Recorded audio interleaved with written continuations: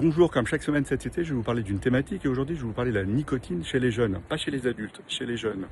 Et la nicotine ne se résume plus à fumer une cigarette industrielle qu'on achète dans un tabac. La nicotine, on la retrouve dans les cigarettes électroniques, on les retrouve dans les sachets ou les pushs de nicotine, on les retrouve dans les perles de nicotine ou dans les snus qui sont interdits en France.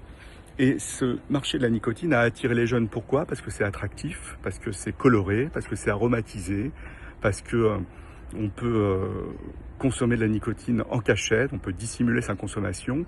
Et la France a augmenté sa politique de réglementation en interdisant les puffs jetables depuis février 2025 et depuis avril 2026 a interdit tout ce qui est forme orale de nicotine comme les pushs. Bien sûr, ça exclut les traitements de substitution nicotinique qui sont prescrits par des médecins ou des praticiens autorisés.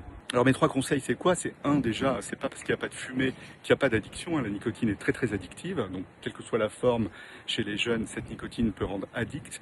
Le deuxième point, c'est le cerveau d'un ado est en cours de maturation, il mature vers 20-25 ans, donc tout ce que vous apportez avant au cerveau qui est potentiellement addictogène, ça peut dérégler le cerveau et donc rendre aussi addict les personnes qui sont vulnérables à l'addiction. Et mon troisième grand conseil, c'est si tu ne décides plus de ta consommation, c'est-à-dire si tu es en manque, si tu es obligé de fumer dès le réveil ou de consommer dès le réveil, ou de vapoter dès le réveil, si tu as des envies irrésistibles de consommer, si tu peux plus rien faire sans consommer, je pense que là, il faut aller consulter pour se faire évaluer.